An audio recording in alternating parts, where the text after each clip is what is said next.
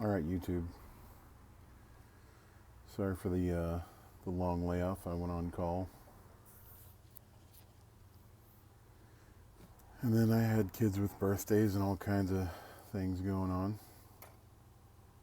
So, but I'm back now and going to continue talking about the search for the ideal, in my opinion, folder. So, in the last few videos, I talked about premium steels, uh, thumb hole opening, manual knives. In this one, I'm going to talk about lock types. So after I'm done talking about lock types, you'll pretty much be able to figure out what brand I'm going to be focusing on moving forward. And I mean, if you hadn't already figured it out by watching my first handful of videos, or even looking at the different types I have on the table here now. So, the different types of locks, we have frame locks,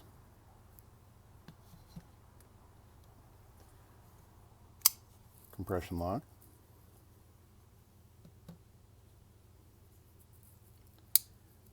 back lock,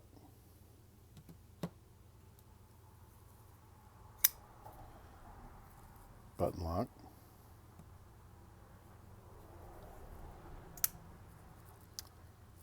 ball bearing lock,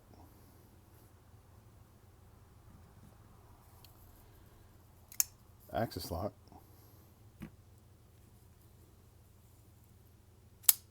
and liner lock.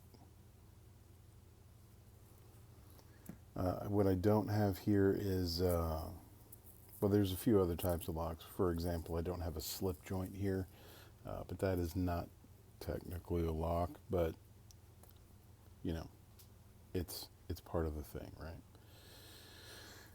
So, just talk about a few, talk about all of them. Back locks, super rigid, super sturdy, probably the strongest of all the lock types. SOG is well known for their triad lock, which is basically just a back lock, to my knowledge. At least it works and functions as such. Back locks, to me, really are more of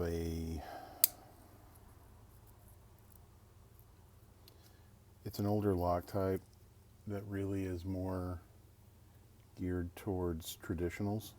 I gotta get more light in here. Hang on a sec. That may be a little bit much. Backlocks geared more towards traditionals.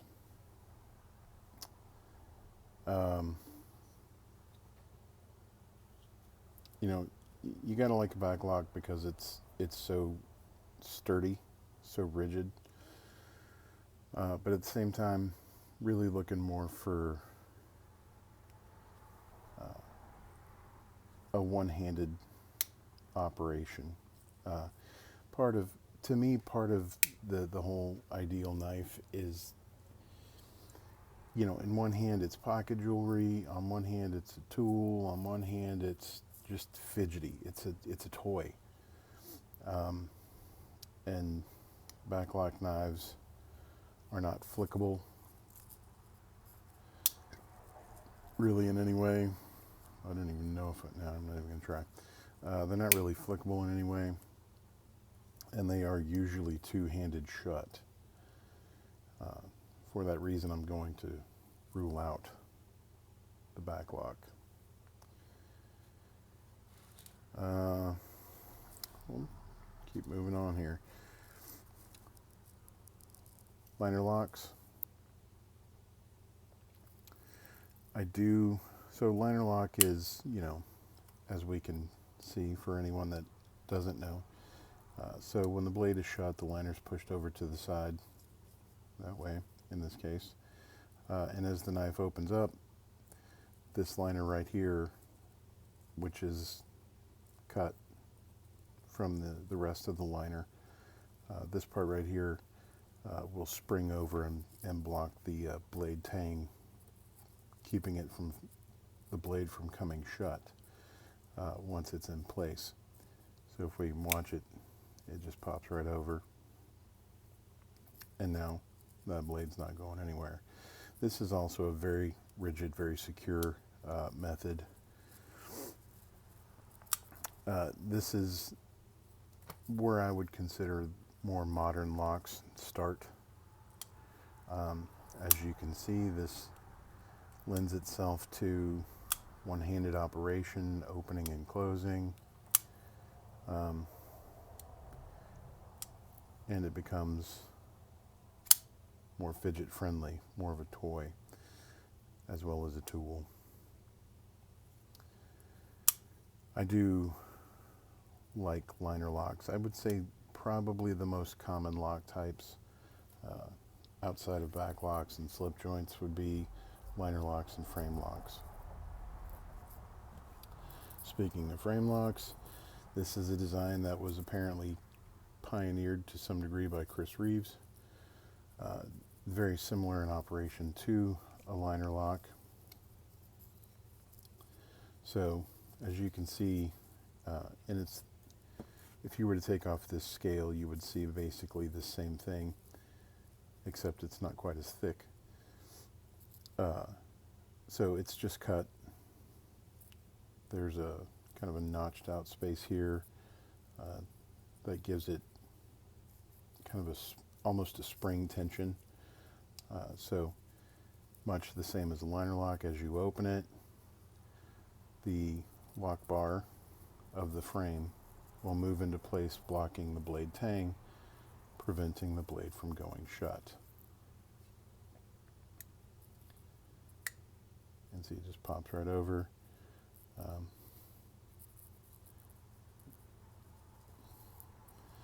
To unlock it, just push it over, bring the blade down.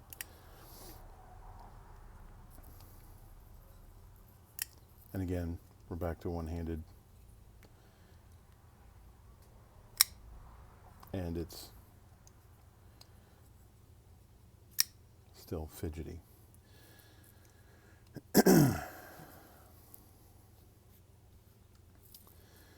Now, what I'll say about the liner locks and frame locks, they are more modern than back locks and slip joints.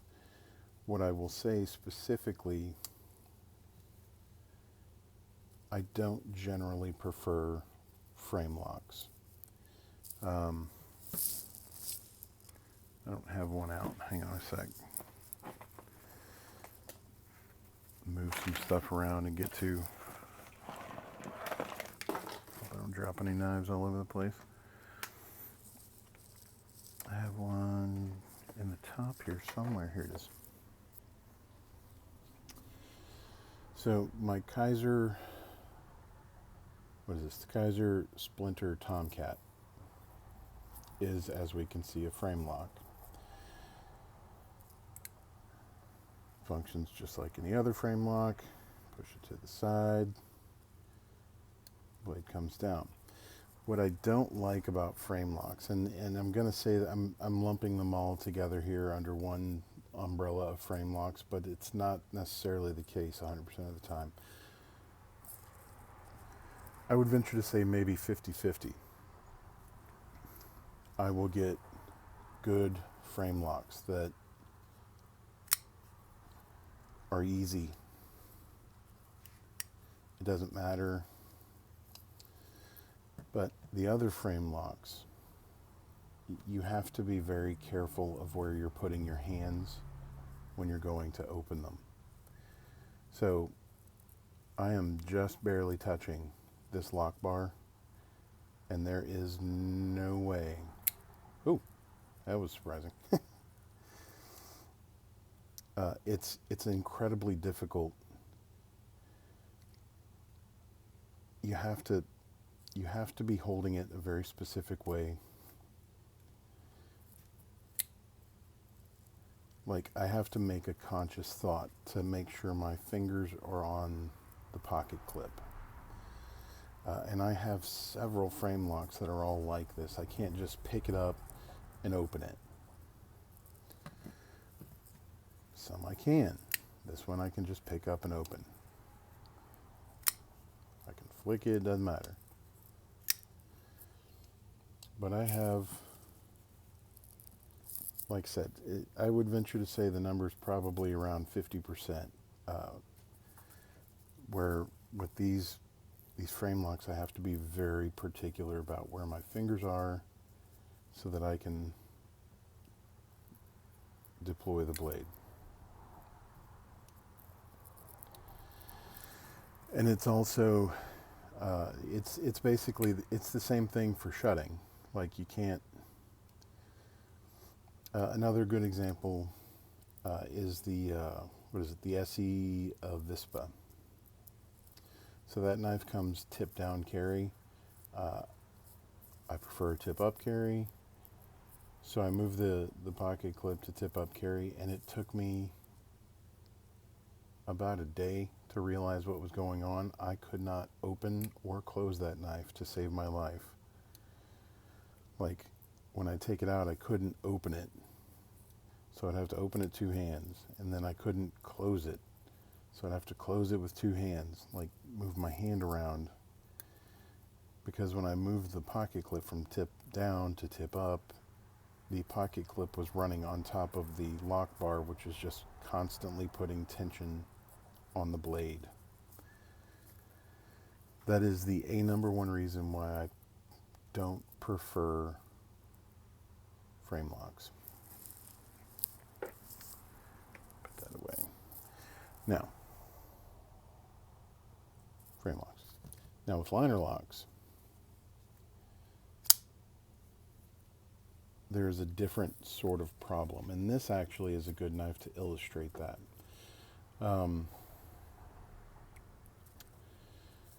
When Spyderco designed this knife, they just didn't give you very much clearance from this side liner or scale to get access to that frame lock bar, or I'm sorry, that liner lock bar. So one time when I took it apart, I had to, I took various grits of sandpaper and just rounded it until I got just enough clearance that I could easily get my thumb in there and work that liner lock. Now, I'll say this much, that really only is a problem on maybe 20% of the knives, of the liner lock knives that I have.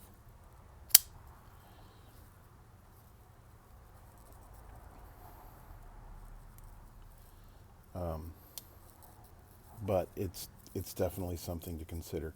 And that is the number one reason. That is the chief reason why, if you have the opportunity to handle the knife before you buy it, do it. Because you will see little flaws in the knife. Now, if it's a knife, it's kind of a grail knife for you, like the Gale Bradley was for me, you'll find a way to live with it, to work around it.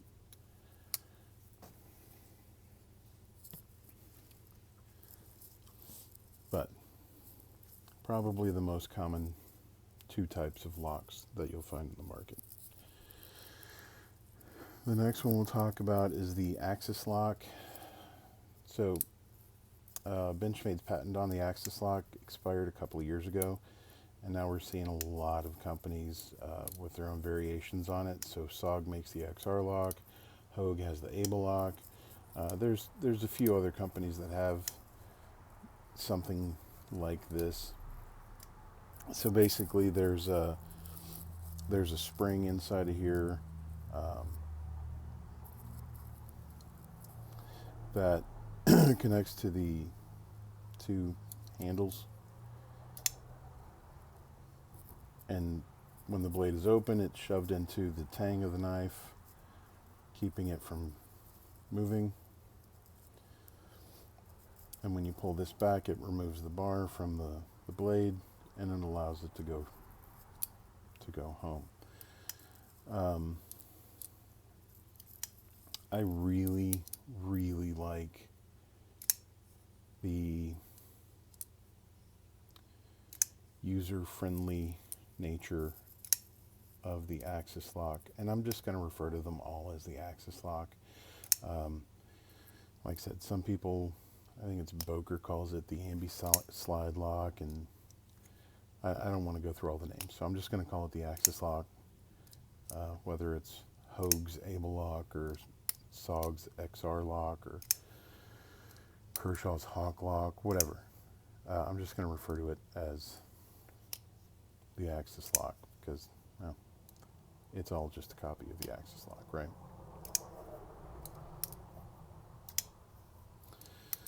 Yeah, it's super easy. It's open. It's super easy to use. Really big fan of the Axis lock.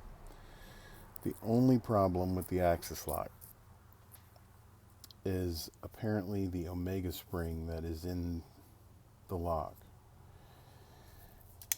is the number one source of failure on these types of knives.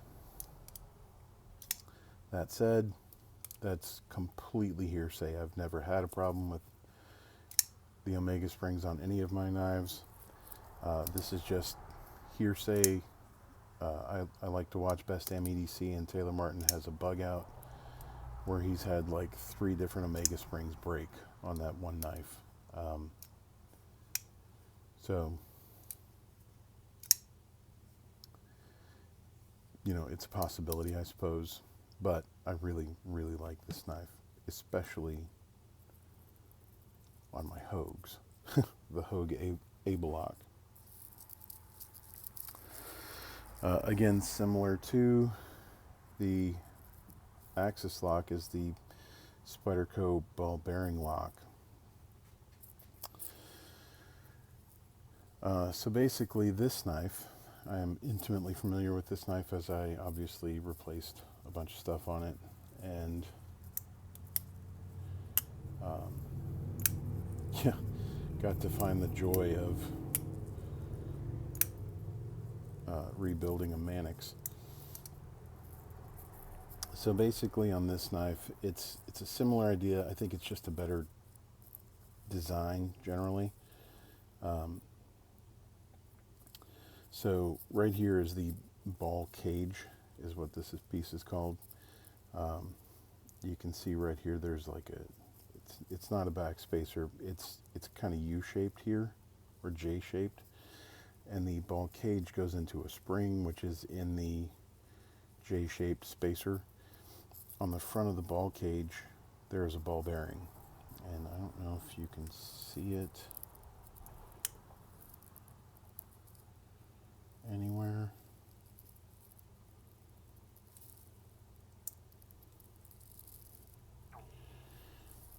Yeah, anyway, there's a ball bearing in the front of this ball cage. So the spring is constantly pushing forward against the tang of the blade. Once it goes open, it hits the slot in the tang of the blade, holding it shut.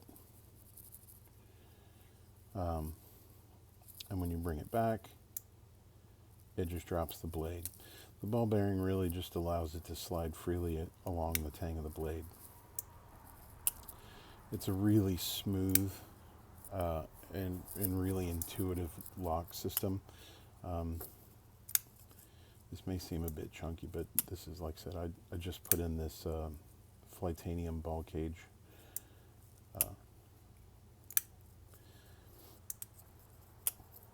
Again, I just think it's a better design than the Axis lock, but it operates similar to the Axis lock. I just think it's a sturdier design.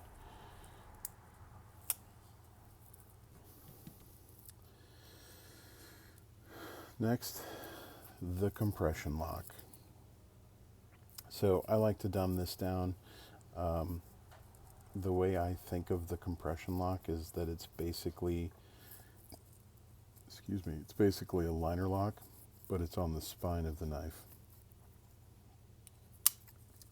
So as you can see, the liner, the lock bar of the liner moves over and blocks the tang of the blade. In the case of the liner lock or the compression lock, the lock bar is on the spine, but it's off to the side. And then as the blade opens up, it just pops over and blocks again the tang of the blade, except it does it on the spine side. So the beauty of basically all of these, to include the compression lock, is that as you're going to close, your fingers never get in the path of the blade. So when I go and close this, I have to close it a little bit. So right now my thumb is in the way. I have to get my thumb out of the way to finish closing the blade. Whereas this method, I just make sure my fingers are out of the way and let it fall shut.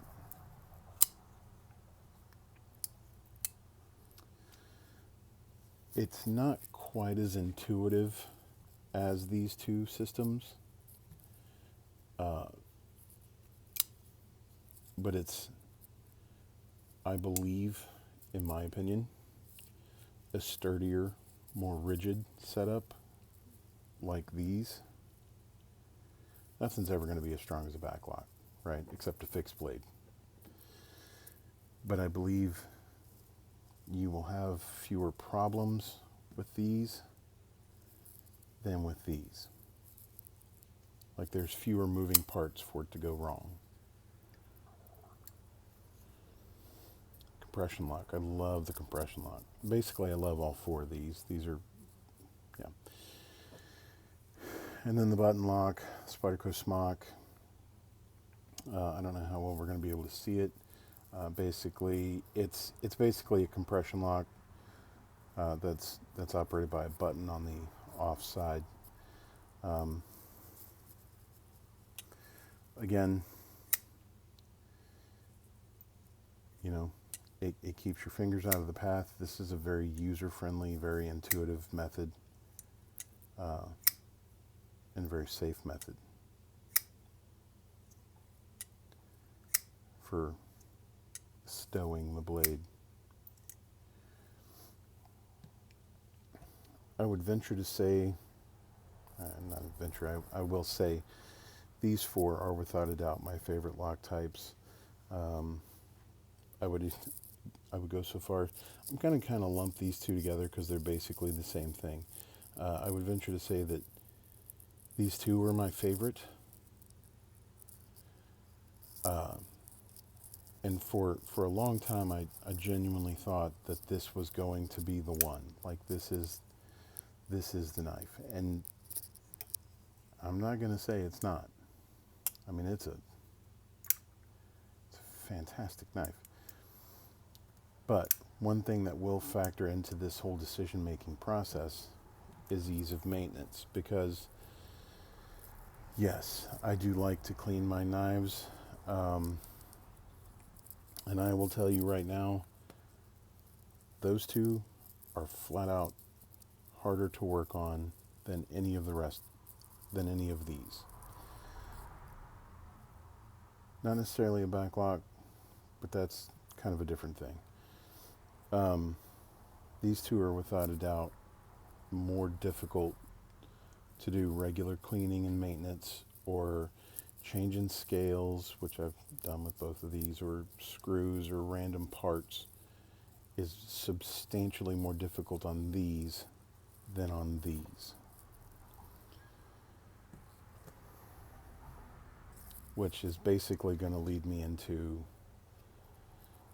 the compression lock, or something like it. The button lock is my favorite lock type. So what we've narrowed it down to now is premium steel,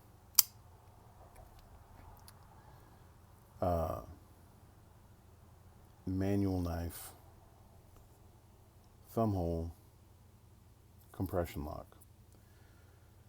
I have to be somewhat flexible. So when I say premium steel, in the previous videos I wasn't including S30V. I've got to be somewhat flexible. Ideally, I prefer 20 CV or an M4.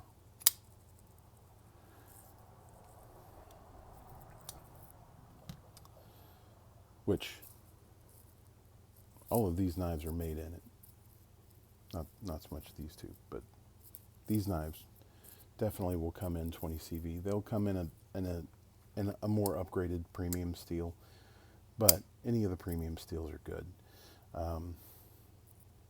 Whether it's a compression lock or an axis lock, just some modified, updated system. I am not going to be flexible or as flexible with the thumb hole. I really prefer the thumb hole, even if it's this kind of wonky short thumb hole, or even this kind of wonky short thumb hole.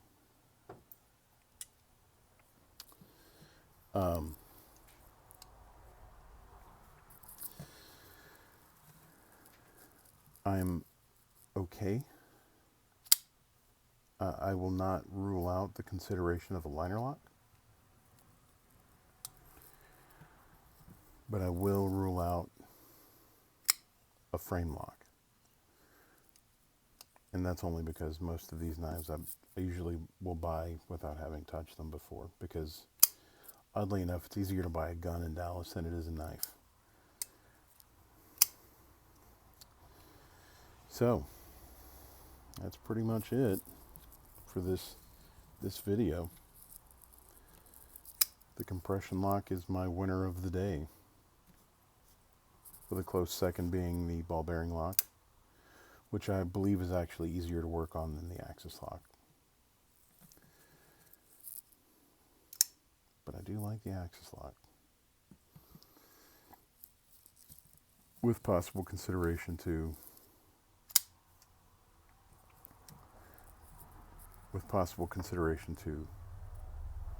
a liner lock.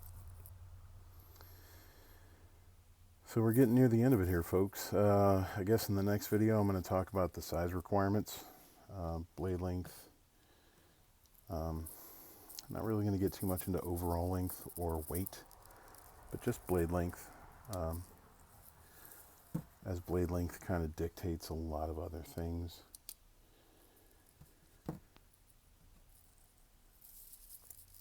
So blade length, aesthetic,